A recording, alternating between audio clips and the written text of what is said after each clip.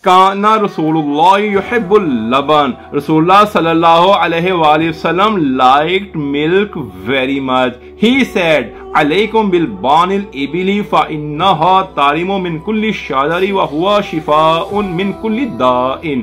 For you the milk of camel is a useful thing. Camels eat every kind of tree and there is healing from every disease. Albanul Bakari Shifa'un. There is healing in the milk of cow, according to Surah Mu'minun. Ayat number 21. Nusqikum mimma fi butuniha walakum fiha manafi'u kasiratun. From cattle's bellies we give you milk to drink, and in them are many other benefits for you. He said, cover the milk container even if it is a piece of wood. Rasulullah liked the milk of the God. After drinking milk, Rasulullah prayed as Allahumma barik lana fihi wa zidna minhu. He said, فَإِنِّي لَا أَعْلَمُ مَا يَجْزِي مِنَ الطَّعَامِ وَالشَّرَابِ.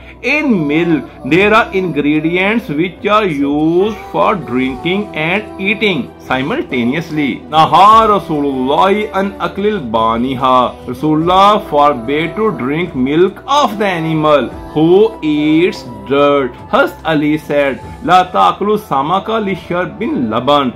Don't drink milk after eating fish. Famous Indian leader Mahatma Gandhi once went to England and took along with him his goat.